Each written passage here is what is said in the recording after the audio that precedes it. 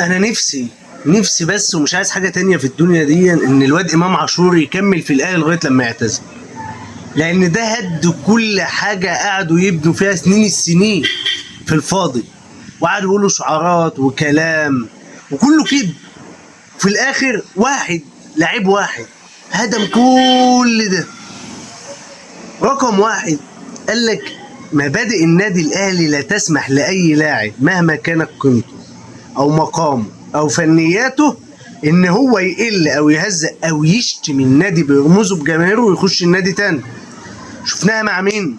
مع امام عاشور لما غنى السيمفونيه الشهيره جدا بتاعت عيله صالح، احسن من سيمفونيات بيتهوفن ب 100 مره. عيله صالح وما جاش لوحده، جه هو واحمد عيد وياسين مرعي، الثلاثه اللي كانوا واقفين في الفيديو جنب بعض. ده رقم واحد. ودخل النادي وحط رجل على رجل والجمهور شجعه. بعد لما طلعوا في المدرج قالوا امام عاشور مش عايزينه، صالح سليم مش ناسيينه، في الاخر قعدوا يشجعوه ابن النادي. طلع قال لك ما هم دلوقتي بيقولوا عليه ابن النادي. رقم اتنين، مفيش لاعب يقدر يساوم الاهلي. اللاعب ده هو اللي بكلمك عليه امام عاشور ده طلع على التلفزيون مش على اي قناه، على قناه النادي الاهلي الرسميه مع اكبر اهلاوي خلينا نقول اعلامي اهلاوي موجود دلوقتي ومن اكبر الاعلاميين في الوطن العربي، احمد شوبير. طلع قال له ايه؟ قال له لما انا خلصت عقدي مع حرس الحدود، لا لما انا جيت امشي لحرس الحدود وجاي لعرض الزمالك كان في مشكله في الفلوس، قلت لهم خلاص انا هتكفل بيها ومش عايز فلوس لمده سنتين، لمده اول سنتين مع ذلك انا مش عايز فلوس، مش عايز اخد فلوس من النادي، بس اجي الزمالك. يخلص على كده؟ لا، يقول لك انا كنت راجع من ميتلاند على نادي الزمالك وقعدت اتدرب هناك بس هم ما عرفوش يجيبوني فانا جيت الاهلي. يعني انت ستيب بيقول لك على قناتك مع اكبر اعلامي ليك في وسط النادي كله انت استبن ليا، انا جاي لك عشان الزمالك ما عرفوش يجيبوني وقتها ما كانش فيه فلوس، فانا جاي لك بقى، لقيت الاختيار اللي انا اخترته ومش قادر يجيبني دلوقتي فقمت جاي لك. متخيل؟ اللاعب ما يقدرش يساوم النادي، واي لاعب يبص بره على اي عرض كان من اي نادي ويحاول يفاضل ما بين الاهلي واي نادي تاني زي رمضان صبحي بره، وكفرونا برمضان صبحي ده سنين، فضلنا عايشين في وهم ان رمضان والمبادئ ومش عارف ايه. امام عاشور ده علي معلول وسام ابو علي، دول ثلاثه يا عم انا فاكرهم دلوقتي. وسام ساوم وقال لك لا مش قاعد ومش جاي وما حضرش اول الاعداد وما جاش ومشى اللي في دماغه وراح النادي اللي هو عايزه، بعد لما الاهلي طلع بيان على صفحته الرسميه على الفيس قال لك فيه احنا مش هنبيع امام ليس للبيع، امام عقده مستمر حتى عام 2029. وفي الاخر سام ابو علي مشي على طول وما قعدش في النادي الاهلي، اللي عايزه عمله.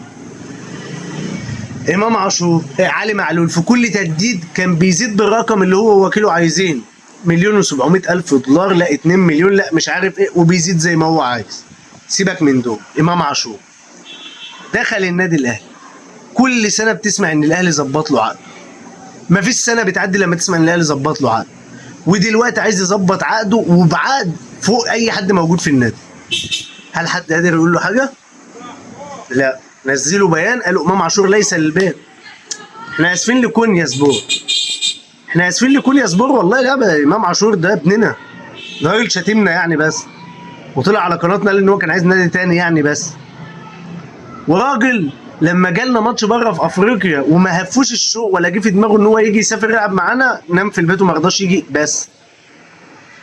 فهو ما عملش حاجه يعني، هو هد كل المبادئ، كل حاجه فضلتوا عايشين عليها سنين ومكفريننا بيها هداها لاعب واحد، لاعب واحد ومشي كلمته عن النادي من ادخن تخين لاقل واحد في النادي براحته.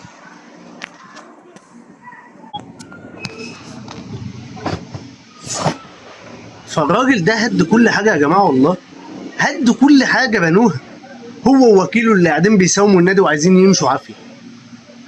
ولغايه دلوقتي الواد لا اتدرب ولا مره، بيقول لك مصاب من ماتش الارجنتين لسه ما رجعش. لو كان عنده صليبي كان بدا يتاهل، بعيد الشر عنه يعني وعن اي لاعب، بس بدي مثلا كان عنده صليبي كان زمانه بدا يتاهل مع الفرقه دلوقتي او تدريبات فرديه، انما الواد ما بيلعبش حاجه. فبقى منطق انت بتضحك عليا وبتقول كده. هتقول لي يا عم انت مالك بيه، خليك في ناديك وفي اخوان بزيره اللي مش عايز يرجع النادي. طب ما يا جماعه ما احنا قلنا كده لما جه وقتها، وقت ما اخوان بزيره ما رضاش يرجع والاخبار اتسربت، قلنا ان اخوان بزيره النادي مديله فلوسه لغايه شهر 8 اللي احنا فيه، والنادي ملتزم في عقده معاه، فالنادي موقفه قوي، فاللاعب كده كده يا هيرجع لي يا هيمشي بمزاجي انا كنادي، مش هيمشي غصب عني ولا يفسخ عقد ولا يقدر يعمل حاجه. حصل ولا لا؟ قال اللي حصل ساعتها، قعدتوا تقولوا لنا اللاعب مش عايز يجي، اللاعب لاوي دراع النادي وبتاع. يعني لاعب ما جاش لغايه دلوقتي، بس انا في اي وقت هيجي لي غصب عن اللي خلفوه، مشى كلامه عليه ولاوي دراعي كنادي. ولاعب عندك بيشتمك باهلك، لا مؤاخذه انا في الكلمه، وارجع وشوف الفيديو وانا ما بشتمكش، هو اللي شتمك. وبيشتم رموز ناديك بناديك، هو واتنين كمان معاه جبتهم عندك النادي، فمين اللي بتلوى دراعه؟ لاعب عندك كل شهر، مش كل والله كل كام شهر يطلع ان هو عايز يظبط عقد، ويطلع ان هو عايز ياخد اكبر عقد في الفرقه، يطلع كلام ان هو ضرب الشناوي، ضرب وليد سليمان قبل ما يجي اصلا بالشلوه، كل حاجه. هتقول لي غرمناه وعملناه وانت كنادي، انا كارتيرون نزله وخلاه يلعب مع الشباب، قال له انزل انا تحت، ما السيمفونيه.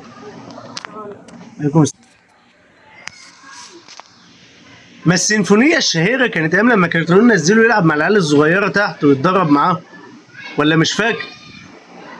فانت عارف ان الناس زمان بيعاقب اهو، انزل يلعب تحت.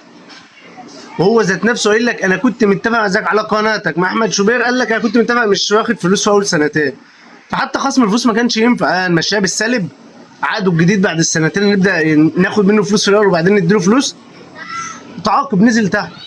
انما انت لما اللاعب ده جالك قال لك انا مش جاي ونام وما رضاش يجي معاك يلعب ماتش في دوري ابطال افريقيا وانت مسافر، لاول مره في التاريخ اشوفها، والله عمري ما شفتها، ان لاعب ينام او ما يجيش بمزاجه. وقفته اسبوعين، خصم 1.5 مليون. يعني انت كده كنادي عملت ايه؟ انت كده حفظت حقك في ايه كنادي؟ او منظرك مثلا، بكل بساطه، والله بكل بساطه وهدوء. انت شايف ان انت دلوقتي عملت حاجه صح في المبادئ اللي انت مكفرنا بيها حياتنا كلها؟ شايف اللي انت كده كنادي عملت اللي ما بيتعملش؟ الزمالك اللي انت قاعد تقول ان هو ما بيعملش حاجه ولا بيجي على اللعيبه وسايب الدنيا، نزلوا لعيبه مع الناشئين قعدوا تحت عشان ضرب وليد سليمان بالشلوه. الواد ساعتها يا عيني قام مزودها، قام شاتم، قعد تحت اكتر مع العيال الصغيره، وتوقف عامه يجي 9 ولا 12 ماتش مش فاكر. فانت بتقارن ايه بايه؟ طب انا يا سيدي عمري ما قلت ان انا نادي مبادئ، وطول حياتنا بنقول ان مفيش حاجه في الكوره اسمها المبادئ. انت عايز ايه؟ لاعب بيشتمك بتقول له يا سيدي، بيهينك بتقول له يا سيدي، بيضرب اللعيبه اللي معاه ومحدش قادر يكلمه كلمه بتقول له يا سيدي، في ماتشات ما بيحبش يحضرها بمزاجه بتقول له يا سيدي، في تجديد عقده مخلي وكيله يطلع يتكلم كل شويه عن النادي الاهلي وحش وتقول له يا سيدي.